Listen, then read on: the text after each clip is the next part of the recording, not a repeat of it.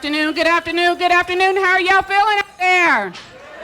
All right, welcome to Martha's Vineyard African American Film Festival Year 23. We're so excited to have you here again. I am Chantel Johnson, your Vineyard Lounge host, and we are very excited to welcome our next event, the Black Storytellers panel. I have the distinct pleasure of introducing Allison Knapp Womack. Please join me in welcoming a leader who is helping reshape the future of marketing through access, opportunity, and representation. Allison is the CEO of Emmy-winning Foundation, a global nonprofit committed to building a marketing industry open to everyone. The foundation empowers future marketing leaders, especially those historically underrepresented, through education, hands-on experience, and direct access to the heart of the industry. The Emmy-winning Foundation is proud to serve as a co-sponsor of today's panel discussion, continuing in its mission to bridge the gap between marketing and storytelling, and to ensure the next generation of marketers is not only inspired, but included and represented where it matters most. Please join me in welcoming Allison Knapp Womack to the stage.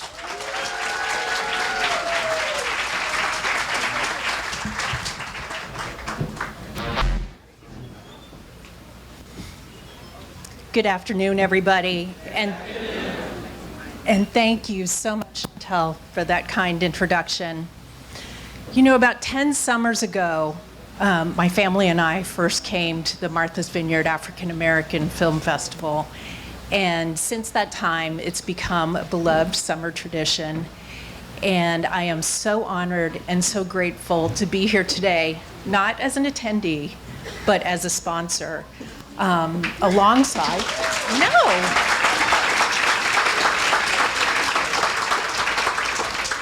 we've really come full circle. And today I'm here supporting the festival and this important conversation alongside FX and Bassett Vance Productions, and joined by family, friends, and colleagues. So thank you. We launched the Emmy-winning Foundation in February. And our mission is simple but urgent: to build a marketing industry that is open to everyone. And I am proud to share that this panel is our very first sponsorship.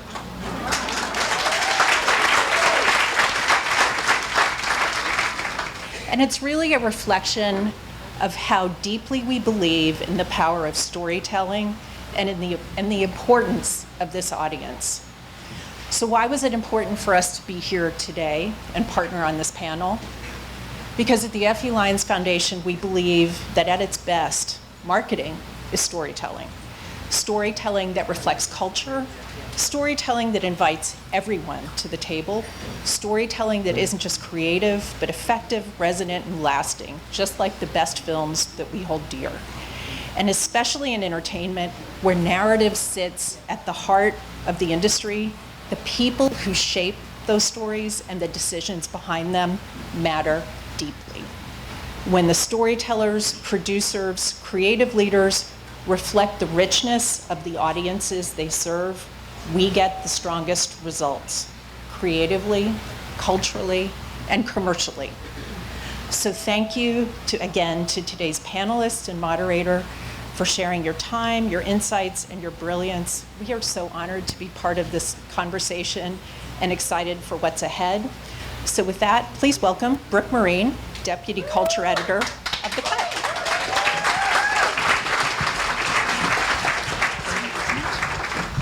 Hi, welcome, thank you. Right now, we're going to introduce our panel, but before we do that, we're going to show some clips. I'm sure you already know who is going to be here, but I'll do a little run through for you. We have Tony and two-time Emmy Award-winning actor and Bassett Vance Productions co-founder, Courtney B. Vance.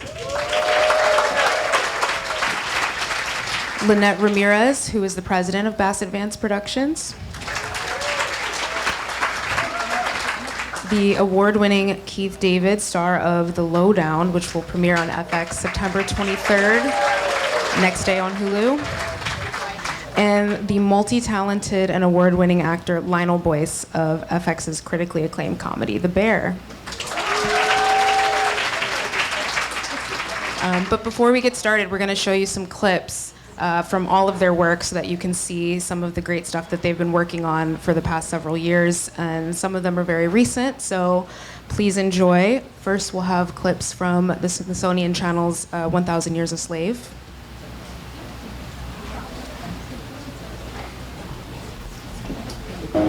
Emmy-nominated actress CCH Pounder starred in Avatar, the highest-grossing movie of all time, and has featured in some of America's most iconic TV series. After playing Dr. Loretta Wade in NCIS New Orleans for the past 7 years, she has come to call the city her home. New Orleans reminds me of home. I was born in Guyana, South America, a town below sea level, just like New York. And the opportunity to stick it to the man is worth my time and attention. Whatever you need. Just like that. Ray, we stick together. We always stick together, right? Right. Now, you two need to get your shit together.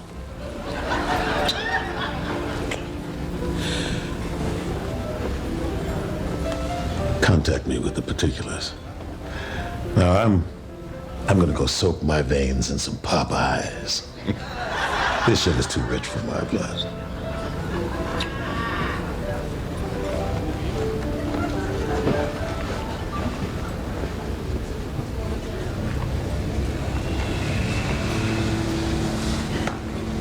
The white gloves always work, and you know it.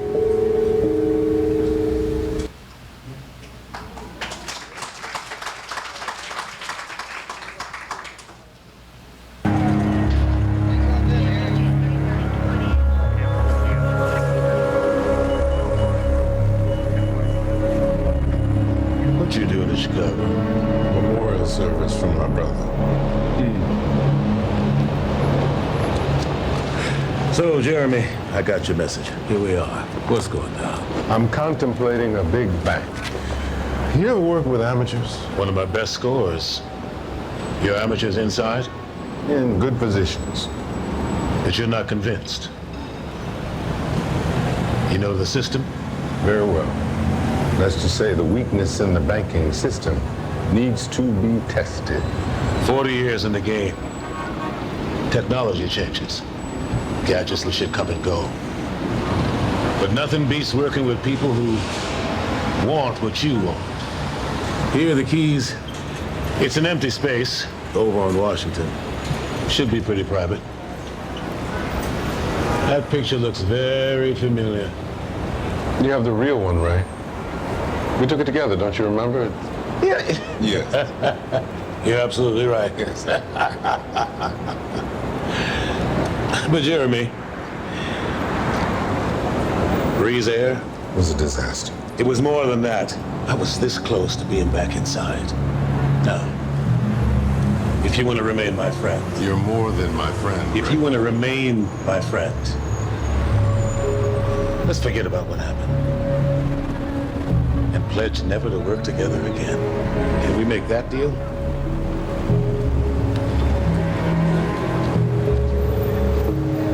Have you even spoken to Bree?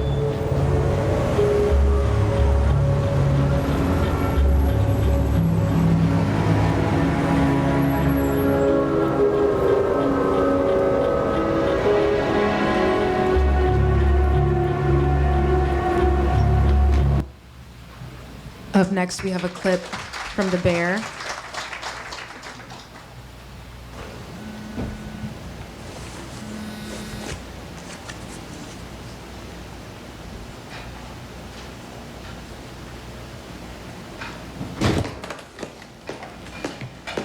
Yo. Yo, Good? I think we just saw my mom's house. Yeah? All right. Put a win on the board for Chester. So to the first person, too. Feel good? Yeah. All right. And tell me about that. Dehydrated pear with violet caramel. Nice. What's the green? Shiso. Looks familiar. Ready? You tell me. Okay.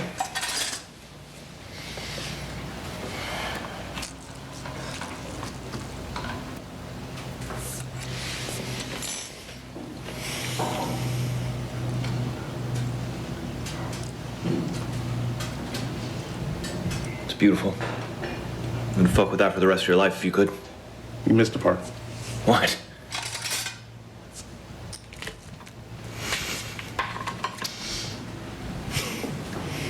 Where'd you get that from?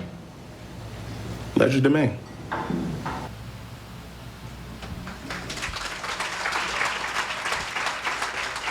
And finally, a clip from The People versus O.J. Simpson.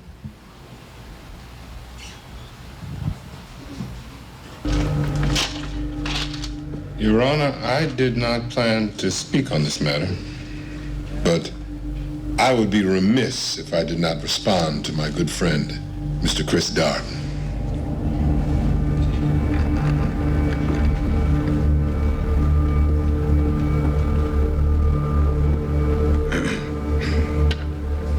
Mr. Darden's remarks this afternoon are perhaps the most incredible remarks I have heard in a court of law in my 32 years of practice.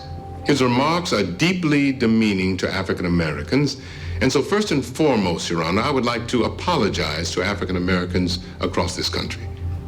It is preposterous to say that African Americans collectively are so emotionally unstable that they cannot hear offensive words without losing their moral sense of right and wrong. They live with offensive words, offensive looks, offensive treatment every day. And so, Your Honor, I am ashamed that Mr. Darden would allow himself to become an apologist for Mark Furman.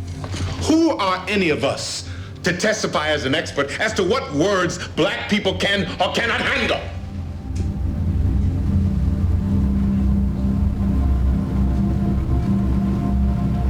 Your Honor, across America, believe you me, African Americans are offended at this very moment. And so for a friend that I deeply respect, I would say this was outlandish, unfortunate, and unwarranted.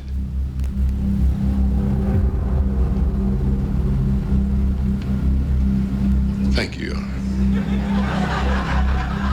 Nigga, please.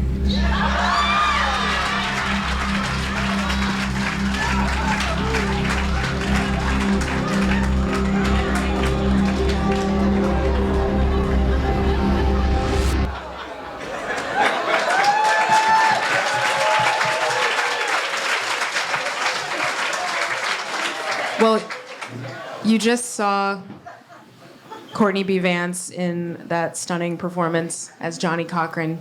You also saw Keith David with Courtney B. Vance in Heist 88. We're going to introduce a few of them to the stage right now. We have Mr. Keith David, our Tony-nominated and Emmy-winning actor, acclaimed voiceover artist.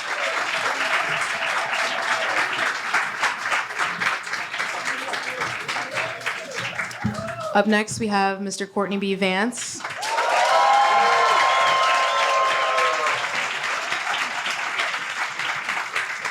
Followed by Lynnette Ramirez, president of Bassett Vance Productions.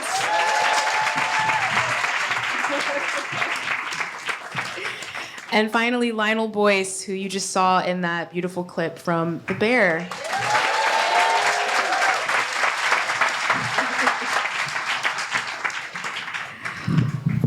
Okay. Well, thank you all for being here. We have so much ground to cover, I think, between discussing a lot of those beautiful clips that we just saw of your various pieces of work that span documentary, comedy, drama. Sorry, there's a plane.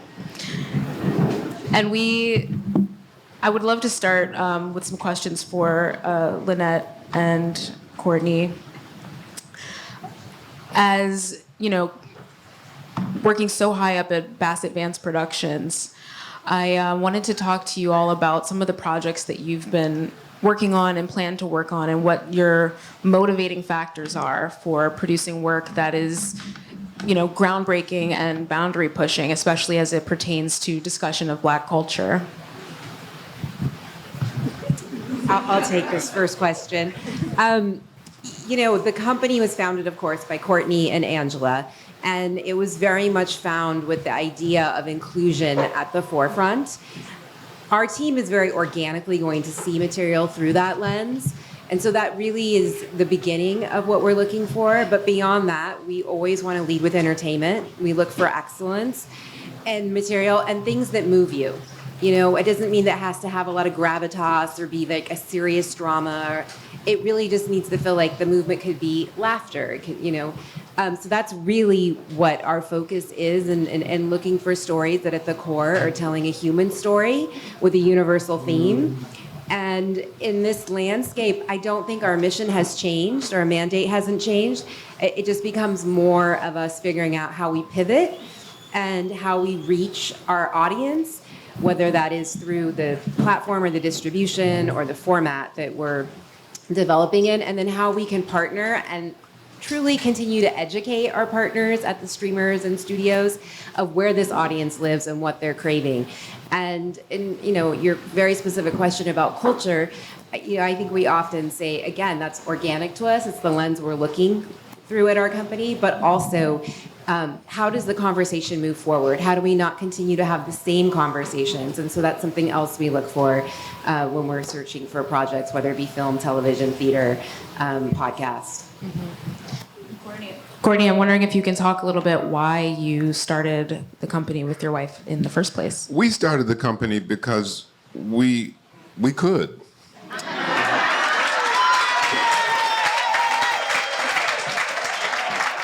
And it was time. You know, we worked hard, and it's time to do our own thing and tell our own stories. And the old adage, if you build it, they will come. I look at us. I mean, look at the beautiful venue. I mean, we've hung out at the Vineyard. Family has, you know, several years, but we ain't never been to the festival. So hats off to all of us. Hats off. You know, it's a beautiful thing to gather. I was over in Hyannis yesterday with my high school English teacher. She was 90 years young, and 68 years teaching.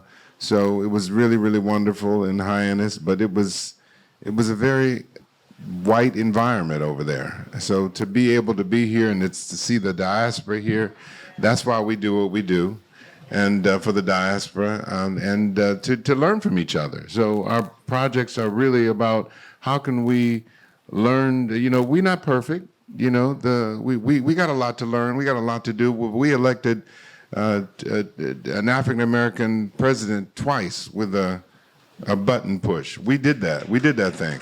We made Black Panther 1 and 2 with that right there. If we can do that, we can change anything we don't like about this country anytime we want to do it. We just got to realize we have the power. That's why we did the company, because we have the power. Amen. I'm done. Brooke, take it away, Brooke. Brooke, take it away. No, I love it. I want everyone to talk to each other. Mr. Keith David, I just want to list several of your many accomplishments as a voice actor as well, which is something that we didn't necessarily see, but I'm sure you've heard him narrating several documentaries by Ken Burns, Jazz, Mark Twain, The War, Unforgivable Blackness, The Rise and Fall of Jack Johnson, Jackie Robinson, Muhammad Ali, and Leonardo da Vinci. So I just want to, that's a lot of time that I'm sure you spent recording those multi-hour documentaries for Ken Burns.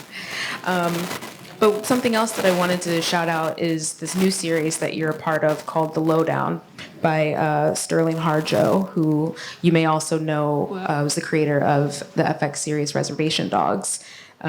You play a private investigator in Tulsa, and they sent me the episode, and I was just looking back at your work and thinking, you've been taken all over the map with your career. Literally, you've been to so many different locations and so many different projects. So I'm wondering if you can just talk a little bit about maybe what is the importance to you of being able to, you know, represent Black culture in different parts of America, not just, you know, LA, not just the East Coast, but even Tulsa and all of these other places that are hubs of arts and culture for our people.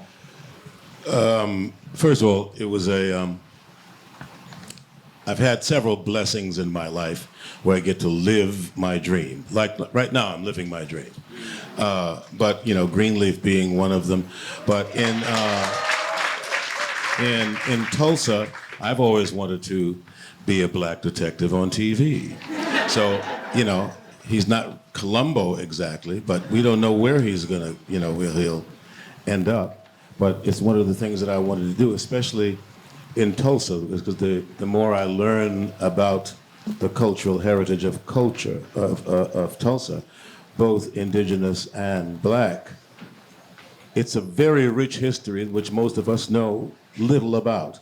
You may know, we know the massacre happened, but do we know that the massacre is a political term so that, the white vendors of the time could recoup their losses when the black community could not? So they called it a massacre instead of a Holocaust, because that's what it is. What is a Holocaust? It has to do with burning, and they burnt these people out and destroyed the community.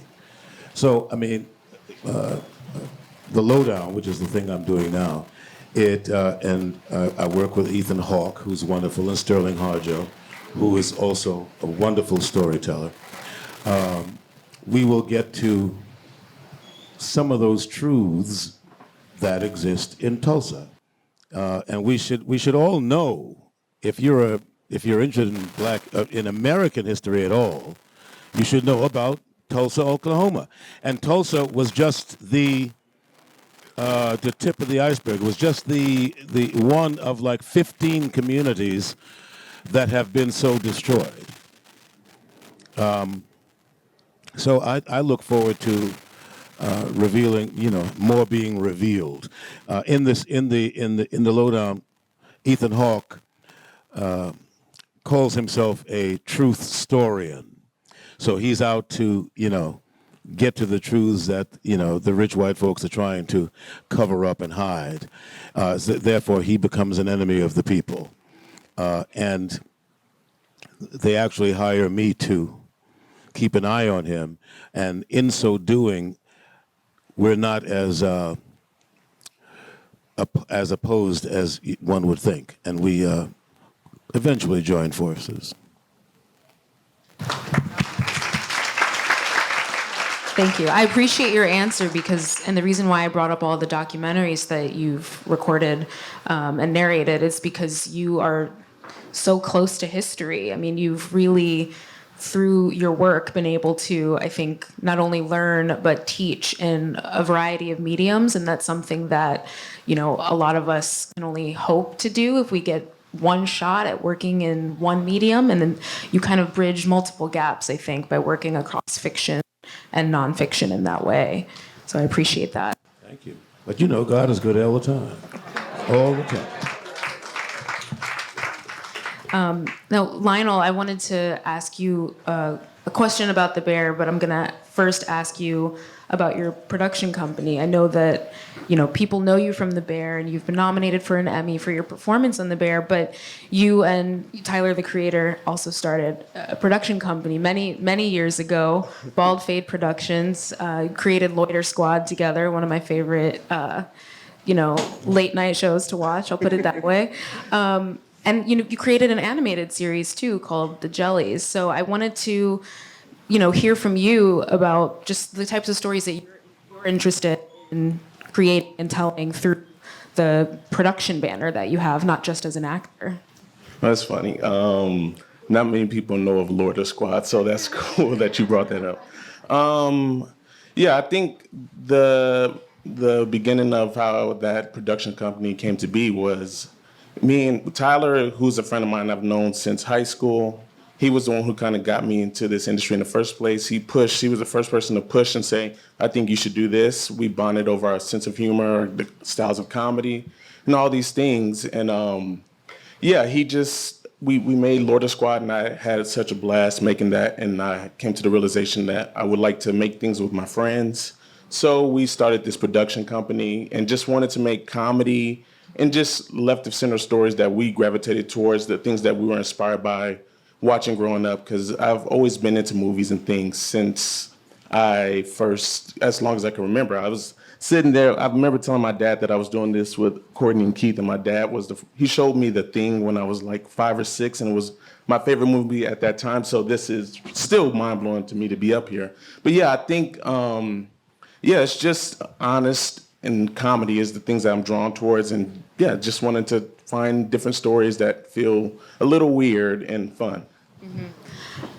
I think that kind of connects to what you were saying earlier too, Lynnette, about some of the goals that you have at Bassett Vance Productions, which is just good stories, obviously. I mean, that's the reason why we're all here. That's the reason why we're having this conversation. But, Lionel, you mentioned left of center, something that's a little bit unexpected. So I love to hear that, even in comedy, or the way that you and Tyler bridge music and film together is really great too. So I just wanted to applaud that for a second. Thanks. Yeah. And my question for you about The Bear was, I know that you staged at some very fancy restaurants, and you really do know how to actually bake things. So I heard there were donuts and we missed them. But I wanted to know what your favorite pastry was that you've learned to make over the years. My favorite pastry to make that I've learned, I think maybe season 2 in preparation, we started. Season 1, I was just kind of learning the mechanics of just so my hands looked authentic on camera. So I staged in a couple of bakeries, just getting the movements down. Season 2, I worked with a chef who was more into exploring the things that I like and just adding a little bit of perspective into the things that you're making. So we came up with the honey bun, and we spent maybe a month. Every day I would go there twice a week. I would go and workshop this honey bun. And the cool thing was I got to take it with me after I left and wherever I went. And the first week or so, everywhere I went, I gave it to friends and they hated it. But they were being nice about it, but they side-eye you. But towards the end, like a friend of mine was just talking about it the other day where he's just like, yeah, that was one of the best things. But maybe the honey bun. And another reason why I wanted to ask you about your favorite things to make is because if we're here talking about stories and culture, obviously one of the ways that we share stories is through food. So I wanted to ask you also, was there a specific story that you like to tell through the food that you make? Not just pastries, but you work with a lot of materials on the show, and I'm assuming in your real life too. Yeah, I think through the process of the show, I didn't think about it before. I always treated food as service and necessity, but it's much more artistic. It's much more of an artistic expression than I thought before. And it's just, if you do an incredible job, there's nothing to show for it. So I think because of that, it's just anything that you make is the story. It's just an honest, I guess, it's any. I kind of lost the question as I was talking. If I'm being honest, when you have too many thoughts in your head at once, That was me just now. It's okay, I get it. Obviously, we're talking about all the different mediums and methods and ways that we like to share stories and talk about our histories and our cultures and how they intersect and overlap. But in order to actually have someone there to engage with the story, you do need an audience. You need people. You need viewers and readers and listeners, right? So I guess maybe this is a question more for Lynnette and Courtney as well, but I'd love to hear everyone's perspective. I want to hear what's your approach to good marketing when you're trying to get a story to an audience. It's one thing to develop something and just not think about who's going to see it, but you spoke a little bit earlier about who you want to see the stuff that you make, and I wanted to hear a little more about that. I mean, Courtney certainly has more experience as an actor of what it's like once something's made. But I think from the very beginning as a producer, we think about the audience before we even take on a project. Who do we want to reach? Then we have to find the partners who agree with that audience. Because at the end of the day, it's wonderful to make things that are near and dear to you. And I often think when a filmmaker comes in, or even if it's a book, an author, the reason that it's resonated and even made it to us is because there was an audience that loved their work or loved this book or whatever it may be. So we're thinking about the audience from the beginning, figuring out how we identify them. When it actually comes time to market the material, meaning when we're at the end. It's a lot of cooperation with whoever the distributor is, and it's a lot of looking at research and data and being willing to say, like, we think we know where our audience lives, but give us as much information, and then we'll give you the cultural information of how to reach them. But do help us figure out, like, where do we find them, especially in this world right now with streaming and YouTube and social media. So it's definitely a partnership and a cooperation between whoever is going to be delivering the material and us as creative producers, if that makes sense. And I'm going to piggyback on Lynn. I always say it's a minor, sometimes a major miracle for something to get to the screen to us. Because something can be derailed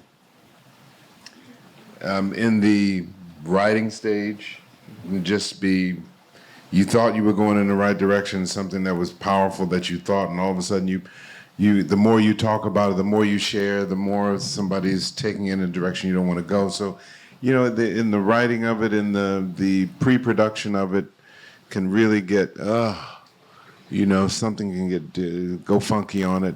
In the actual shooting of it, it can go really, really. You have one person that's the wrong energy, and the whole thing can it's just a battle. Oh, you know what I'm talking about? It's just, Keith, you don't know nothing about that. You've always had beautiful. I don't know nothing about it. Okay, you don't know nothing about that. But it's and then the shooting of it, and then in the editing of it. I was doing okay, all right, Osa. I was doing a production. I'm not going to name the name of it, but it was the director. It was beautiful. We all had a beautiful time doing the shooting of it. But in the editing, when it got to the editing room, the star took the film from the director, and there was another one that we did, a dear friend of mine, we did, and I'm not going to name names, and the producer, after 3 weeks of the director editing the film, took the film from him. And we were like, and we gathered the major actors to just plead with the producer to turn it loose. And when finally we said, why are you doing this? What reason are you? And she said, because I can. Because it's mine. And, so we're in the business, and then, of course, in the marketing of it, that we were doing Preacher's Wife, and, they were marketing it as a love story between Denzel and Whitney. But, I mean, that's not what so anyway, we 2 weeks before the film was released, what was the film that, I turned off. What was the film that Show Me the Money? Jerry Maguire. Oh, Jerry Maguire. 2 weeks before that film was, we both opened the same weekend, I believe. 2 weeks before that film, they focused that toward the black community. They focused that toward the black characters in the movie, and that became the movie people saw that weekend. And they didn't come see ours, which was in the numbers that they should have, because it wasn't marketed as a family film, which is what it was. It was marketed as a love story. And so even in the marketing of it, it can be derailed. So films that end up being, to come to us like Sinners and Black Panther, and, films that are just wonderful, that we all embrace, it's a miracle it got to us. So we have to, it's a fight. I say that to say it's a fight from the very time that it comes to us and we're like, this is really nice. I really think that this, and then beginning to put off. So it's to putting the right people around us so that the materials, the project can be what, you envision it to be. And so, if you say, folks say we want to be a producer, young people, you have to get ready for battle, because it is a monstrous fight to get this thing up to, at every level, at every stage. And if you don't want to be involved in the war zone, then don't get involved in it, because it ain't for the faint. This journey is a marathon. It ain't no sprint. It is a marathon because it is about telling stories, and the history is told by the winners. Who's going to, thank you so much, hallelujah, who's going to tell the stories? That's what version of the story is going to be told, and that's what we're all up on this stage are about. Whose version of Tulsa is going to be told? So, and it's time for our version of Tulsa to be told. I'm so looking forward to seeing that.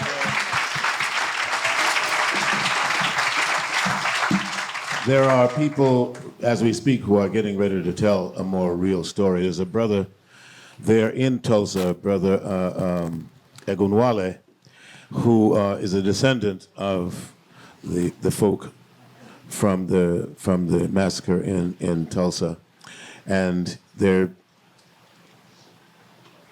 taking the real story that should be told to be told, but I can't talk about that now because it's not out yet, and blah blah blah blah blah. But there is a more working story, because there have been stories about it. There have been movies about it. They're just not the most truthful. I mean, they're entertaining. Some of them are more entertaining than others, but they're not truthful. I mean, talking about telling our stories, it is about revealing the truth. And it can get derailed because people don't want to hear the truth. The truth is not always, smilingly entertaining. And we have to be careful ourselves to not always want to walk out of the movie laughing. Sometimes learning something is a process, and it can be a painful process.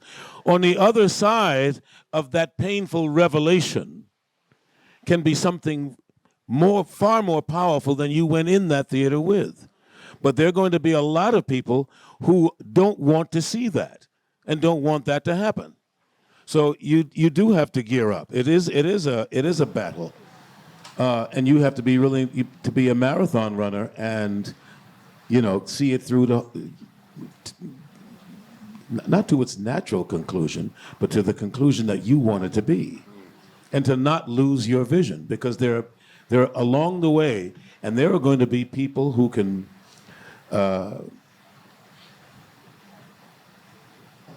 sell oil to the gas station, who will try to convince you that there's another way of telling this story, and they will give you many dollar reasons why.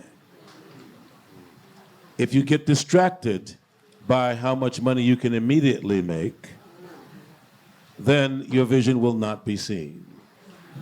You have to hold out for the long run. And these are long-term investments. There's some movies, first of all, Hollywood is in the blockbuster business. They're not in the movie making business. Everybody wants to make their money back in the first weekend when they make $250,000. Boom, blah, blah. Yeah, But if you're in it for the long haul, you'll make your money back, because there's far too many streaming services and other ways of recouping your money. But if you're looking for a fast buck, this ain't it. It really is not. It is a miracle how many movies do get made. And if you notice, there's a lot less movies being made right now than it ever has been, and even with those numbers. So it really, another element comes to, what do you support? And you got to be smart about it, about the process. Understanding what it takes to make a movie, how it gets supported from its inception to the time that it gets to the theater. And there are many things you can do to be supportive of that process. Mm-hmm. Keeping up with it is one thing.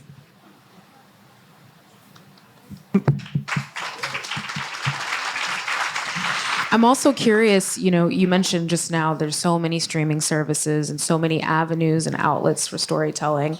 How do you stay focused as an actor, as producers, and keep your eye, on the prize of the right story that is actually original and groundbreaking and boundary pushing, and not just something that's like filler? I mean, I think kind of what they've been talking about is how I try to approach things. It's always inside out. So it's what makes you feel is the thing to go towards. That's always the North Star. You know what's on, like honesty always resonates. It's the thing, it may not be immediate, but it's the long-term reward that everyone's looking for. And so I just look at it as that. I mean, I think very similar, and I spoke about like something that moves you in some way, but I also think what is the theme and who are the folks you're collaborating with that are going to gear up for that fight with you? And you know, what are you putting out in the world? And again, how is that moving a conversation forward for all culture, for everybody to like learn and grow and question and ponder? And so that's a big conversation we have in our company before taking a project on. Not just are there great characters, not just is it entertaining, but like what is that thing that is going to keep us in that for 4 to 5 years sometimes? And how are we going to be able to sell that? And it's going to be our passion ultimately. That's how we're going to get Netflix or Amazon or whoever it may be, FX. So that's really the filters that we run through. I think it's also hello. It's also important to understand not everything is groundbreaking. There are some movies that are just going to be entertaining, and that's okay. Especially if you understand your market and who are you gearing this to. I mean, if just to give somebody 90 minutes of break time, that's a lot in a big hustle day. You know, I mean, and you know, of course, we want to give you something to think about, but sometimes it's just to bring a smile to your face. I think one of the issues that we in the African American community, you know, 70s, you know, the blaxploitation, you know, we were just glad to see ourselves. Yeah. Okay, at a certain point, but at a certain point, you know, if we can, you know, just to be, we used to just be entertainers and just be able to shuffle and to dance for the people. And at a certain point, we started to say, no, we want our, I think that's what we are now. We want to tell our stories, and you can't tell us that nobody wants to hear it, because there's millions of colored people in this country, and if you build it, they will come. We will come. But the question then becomes, oh, you don't want them to come. Is that what you're saying? So because it's not about then that lets me know it's not about the money. It's about the images. You don't want the images out there. So that's the battle. It's a battle to fight against, to make sure that the images, the stories that we want to tell get out there, and that the battle is also getting in positions so that we can, yes, when they come across our desk, yes, let's do this one. But we just thought that we're gonna do this one, and that one. Y'all can do those over there too, but we gotta have these 3 right in here, or actually 4. Let's do that one too. And that's where we are. That's the battle. The battle is when it becomes time to greenlight something, that it's that we have people in positions to actually greenlight them, and not go, I just did like this. So that's I mean, that ultimately that is the battle, to who's going to say yes to a project being done. I think you can really tell when you're watching something or reading something or listening to something, when you can tell when there wasn't someone in the room who could say, maybe this isn't a good idea, or maybe we should focus over here instead of over there, or it's not balanced. I think a lot of what all of you have talked about is not just honesty, but balance. You want to have something fun and entertaining. You want to have something historic over here and something truthful among all of it, which I think is really important. This is working. Coming out of 2020, and that's when we launched the company, was January of 2021. There was also this like strong appetite for Black trauma, people of color trauma, and the entertainment was left behind. And then all this money was thrown at that goodwill from those folks who have the green light power. And then some of those projects didn't come to fruition. And so I think that's what we're talking about, is just like a case study of what you're fighting against. And I think an example truly is something like The Bear, where Christopher Story came in and just told a very authentic story. And then you have Lionel's character in this kitchen doing something that is playing against stereotype. And so that's the good way when it works out, but oftentimes it comes from this other place where we're trying to fill numbers. We're trying to reach this audience that someone told us is important in this moment in time. And then we're going to depart from this audience later because it's not that important. And that's really the shift. And when Courtney talks about green light power, we need more people sitting in the power of green light that are reflecting the world that we live in and the audience that they're speaking about they want to serve.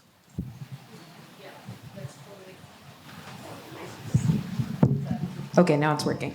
Yeah, I mean, there's so many projects that I was so excited books that I read in 2020 that were supposed to be adapted into series or films, and now it's 2025 and I haven't seen those projects, and some of them are probably shelved forever. We might never see. Not just Black stories. Hello. Okay, let me just say that part of that process, you have to take the long term into it, because you want to see it done doesn't mean it's not being worked on. And from inception to, actualization can take 3 years. Actively going after it, actively doing something about it, and watching over it. I'm literally just I'm the recipient of that. I do a series called Rick and Morty, and 3 years ago at a Christmas party, one of the writers said, we're working on a spinoff for you, and it's working on, and so I forgot about it. I mean, a guy tells you something at a Christmas party, it's like, oh well, thanks for thinking about it. I'm glad it's happened. But just last weekend, they announced it at Comic-Con. President is going to have his own series. But it has taken 3 years in the making, and those, the guys in the office to greenlight. Especially with animation too. I mean, you want the quality to be good. You don't want something that's just slapped together. You don't want people reading or eating slop, basically, and that's kind of I think a lot of the conversation, Lynnette, you and I were having earlier about AI is something that keeps coming up in conversation. I'm sure you all hear it every day from different angles, but there is, as Lynnette was saying before this panel, there's just one thing that AI can't do, and that's be human. You still need people to consume the content. You need people to give it a sensitivity read. You need people who can edit. You need people who can actually make the story human. And I also, this is kind of like not totally related to everything that we were talking about, but since we are on Martha's Vineyard, I was just wondering if everyone, before we open it up to questions from the audience, if everyone could just say what are their favorite spots on the island? I haven't been here this is my first time being out here. I love it. I like that I got an applause for that. Last night I went to Backdoor Donuts, and 10 out of 10. That's been my favorite place so far. It's also my first time here because I am a LA native like Lionel, so we don't make it to this vineyard very often. And it's yet to be discovered by me because we just got here yesterday, but I missed the donuts. I hope they save some for us. I like the whole thing. Turn it on. There we go. I like the whole thing. I like all of it. I like the island. I like the people. I like all of it. I like coming up here and seeing us, you just being together. I like to see the young people up here taking over, and then the residents who are here during the rest of the year can see that no, ain't nothing going. You're gonna be all right. Your purses will be all right. Your cars will be all right. We don't want nothing you got. We just coming to celebrate. Can we celebrate? Can we just be together? Let's just be together. We don't want nothing you got. Actually, you actually need us. Hello, somebody. Somebody say jalapeno. Hallelujah.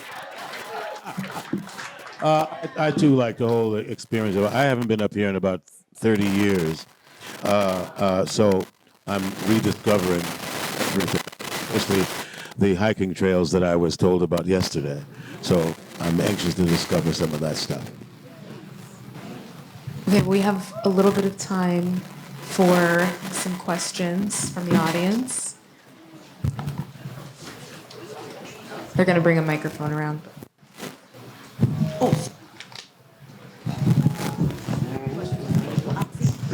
Hi. Oh, thanks for handing me the mic first. I hope. My name is Zuzi Martin. I'm the filmmaker behind Harlem to Harvard that screened yesterday here. Oh, thank you. Thank you for coming to watch it.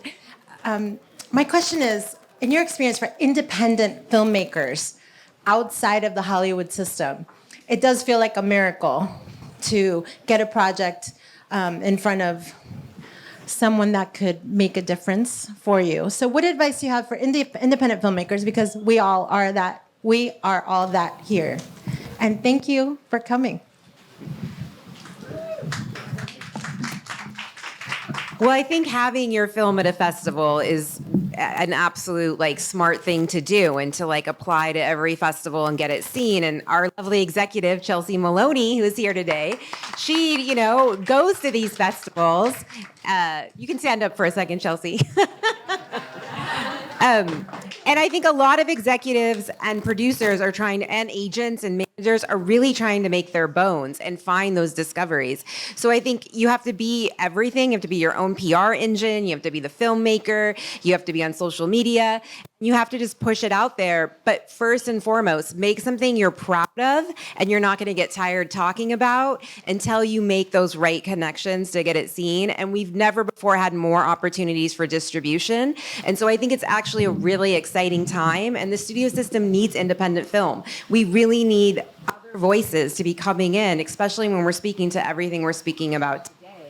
Diversity, inclusion, how do you find culture, how do you find the Black audience? So I wish you the best of luck, and this sounds like a great start.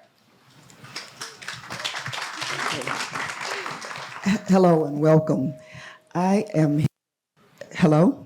Anyway, I'm from Tulsa, and so, yeah, I've written a book called Water My Soul, Faith, Family, and Race Relations.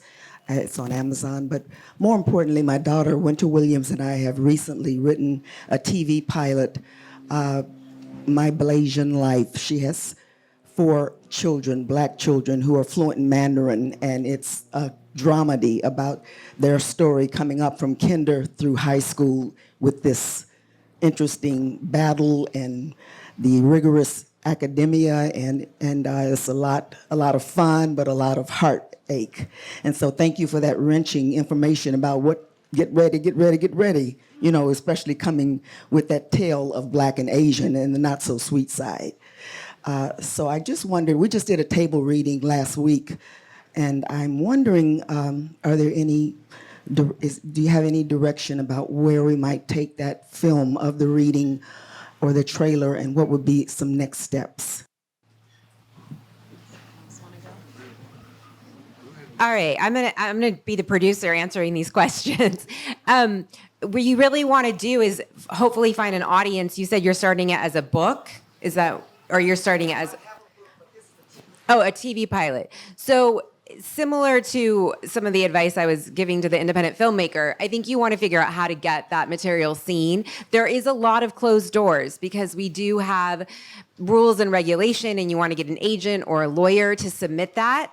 So, and then those folks need to go knock on doors like Bassett Vance, who are focused on telling stories that maybe are left of center or something you haven't seen before, and then take notes and really listen to what people say is working and not working. What do they remember from reading the script? That's the stuff that's working. And the other pieces that maybe you hear are like, this sounds fantastic, they didn't mention that, or they tell you that was a little weak. That's the work to be done, and just keep rewriting until you get someone to say yes and go to the next step. And that would be like where I think you would begin. But sounds really interesting. Okay. Woo. Nice.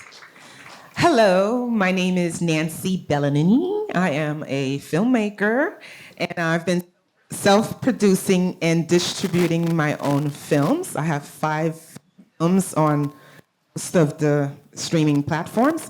My question is, what advice would you give to creators like me trying to build long-term, sustainable careers while staying true to my own voice?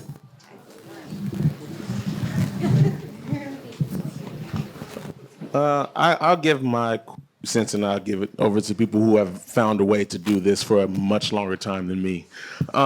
Think what, in my experience, what I'm starting to see and learn is there comes a point where people think that you work really hard, and you get to a point where you can take your hand off the wheel, and you can give your career over to someone else. And I think I'm learning that you have to keep your hand on the wheel at all times, because the moment you let it off is the moment you let someone else's perspective control where you want to go.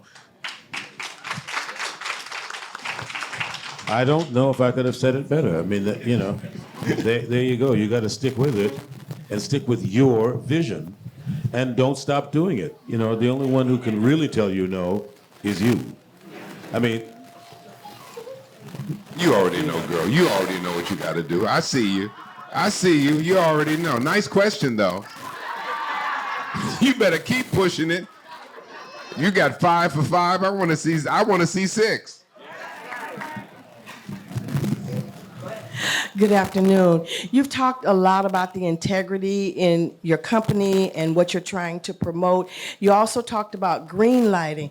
Could you tell us a little bit about how you overcome the obstacles that you've encountered in getting the green light to get the movies out there so that we can see them? It's a journey. People think that you've arrived, hand on wheel, foot on pedal, whatever the imagery is. We've been doing it for 40 years. Keith's been doing it for 150 years. I got you, boy. You know I got you. But you just got to keep going. You don't never. When somebody tells you, don't tell me no. Don't tell Angela no. I understand it's a journey. Then we just said, we've just brought Lynnette in to get, you gonna tell me no? No, you're gonna tell her no. You ain't gonna tell her no. So it's really about a team. It's really about gathering the right people around you so that they tell us, because I say, Lynnette, Chelsea, Anita, I think this is a really, really great idea. This is really great. It's really great. And they say, okay, Court, that's a no. And, I need to hear that my perspective ain't always the one that needs to be heard, Keith. I mean, your perspective is always being heard, but mine ain't, and I have to be okay with that. And you have to understand, when you declare that you want something to be done, the universe is going to do a few things. The first thing that you're bound to experience is a kind of laughter. And you're going to feel like if somebody's not agreeing with you, that you're being laughed at, you're being made fun of. And that's the universe just testing your tenacity. Because the world is full of people who give up at the first sign. And if that's who you are, well, that's what you're going to wind up being. But if you can make it through that first hurdle, then the universe says, didn't get you, huh? All right. What do you need? And it will show up to support you. But you also have work to do. It becomes a partnership. You've got to do your part. And to not give up, because it's going to get harder before it gets easier. And then when it seems to be easy, it's because you've done the work. And that's no time to rest. You have to continue doing the work. So you got to where you say you wanted to be. Now, that's when the work begins. So you got to keep your hand on that wheel.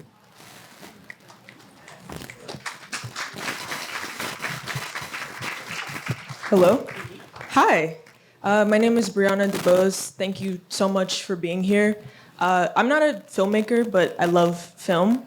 And it's ironic that Lionel's here because one of my favorite episodes on The Bear was the Denmark episode, in which, just a beautiful season of journeys and, you know, kind of weathering the storm and learning and unlearning and all of that good stuff. So my question to the panelists is, how do you keep going in that journey? And more specifically, for people that are supporting you, like I have a lot of family and friends that are in film and trying to get their independent projects off the ground and get eyes on them. So how do you kind of support them in their journey, and how do you want them to show up for you? Like what gives you that support and that like wherewithal to keep going?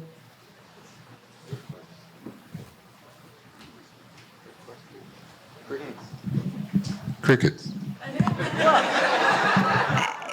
I think I understand what you're getting at, like how you can support other people in that journey. Is that, I mean, and I think how we support them, and I know we do at Bassett Vance, is like, yeah, you know, I often tell people when they come in and pitch us, like Angela and Courtney have built a career on excellence.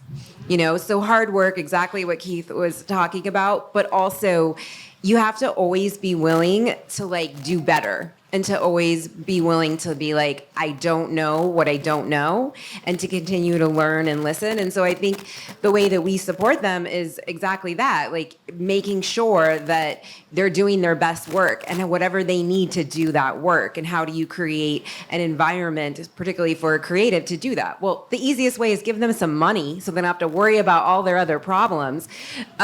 Truly, because life can be difficult as an artist or as somebody outside of the studio system, and even inside, depending on what kind of stories you're championing. So I think for us, and that's a time in Bassett Vance that we're really looking even outside of traditional Hollywood, how can we bring in equity to support some of these filmmakers and get more things made, and also just keep us in a place of like positivity and aspiration, because that is what makes great work. That's what makes somebody, you know, excellent. And why not make it a little bit easier for the next generation? Why does everybody have to, you know, also kind of have the suffering and climb the highest mountain that we had to climb? Yet also be prepared to do that if your elders say that's what needs to be done. You can also give an encouraging word without it being an opinion. Hi. Yeah. Hi, my name is Shahari Moore. I'm a writer and director. I'm a festival alumni and a story consultant on Daughters, which screened earlier today. And also a set for 61st Street. You all shot a good portion of it in my home. Thank you for taking care of my home, Mr. Vance. So, talked a little bit about pitching. Lynnette, as you've spoken, you talked about agents and managers. So my question for the whole panel is, on an individual level as actors, what are you seeking right now? And then on the level of your production companies, what are you all seeking right now? I'll just start since I have a microphone, and then I'll pass it on. I think when you're talking to an agent or manager or production company for the first time, just the little bit I'll give is make sure your personal story is as strong as the story that you're going to be wanting to pitch or sell. And I mean, come in with a bit of like, not only passion and your resume, but vulnerability and truly who you are and why you want to do this. I think figuring out that 3 to 5 minute personal story that isn't just like, I went to college here and then I did this, or I didn't go to college and then I did this, but really let people see who you are, because they're going to be that much more excited to lean in and hear about the material and the project you're looking to produce or write or direct, etc. Is that it? Okay, I think that was our last question. But thank you. Unless, did you all have? I need to just ask you a question. That's the last. He just needs to be last. Okay, yeah. No. Okay, this is the last question for real. This is a question for you all. I'm visionary filmmaker Savonze. I focus on technology. No one spoke about technology. Most of the storytellers in this room will be disrupted by artificial intelligence and AI. How are you all leveraging technology at a higher scale? What are you saying to the audience now that this disruptive technology will take a lot of storytellers out of the storytelling business? Being in technology for 10 years, I'm based in Silicon Valley. I'm close to the Googles and I work for these companies, and they're not to employ us no more. We just lost 20,000 jobs in technology. Black people were the ones who were most impacted by that. How do we leverage now at your scale, and how is technology being embraced?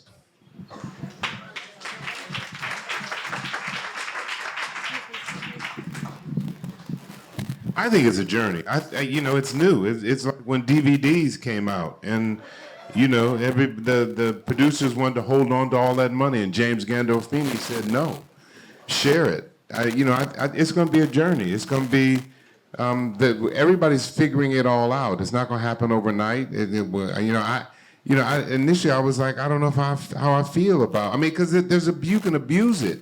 You can do the whole film without people. And this industry is about people. It's the community of people that filmmaking is collaborative. Now it's a tool. It's a wonderful tool, and I don't know that much about it. Lynnette knows more about it than me. I'm sure. I know she does. Don't shake your head. No.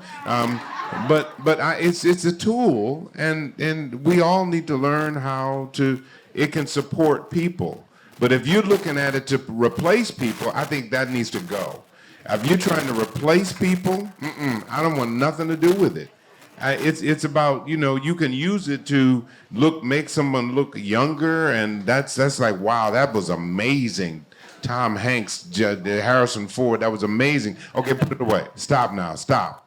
But initially, the people, it's just going to take time to figure out. But the whole idea of we found something to replace people to save money, that's a dangerous, slippery slope, because the people that you're replacing, they pay for the movie. They pay to go see the movie. So anyway, that's me. Anybody else? Keith? In terms of people making movies with AI and all that kind of stuff, be careful what and who you support, because that is what, ultimately, this industry is also run by economics. And if they continue to see you will support that kind of stuff, they will continue to exploit it. And there's a difference between using it and exploiting it. You will never get rid of the human element, no matter how they try. You will never get rid of the human element. But they will try, and depending on what we support, how successful they'll be. Okay. I just want to say thank you to Effie Lyons for this event, and thank you to Keith David, Courtney B. Vance, Lynnette Ramirez, and Lionel Boyce, and to you all for coming. The lowdown on FX, September 23rd.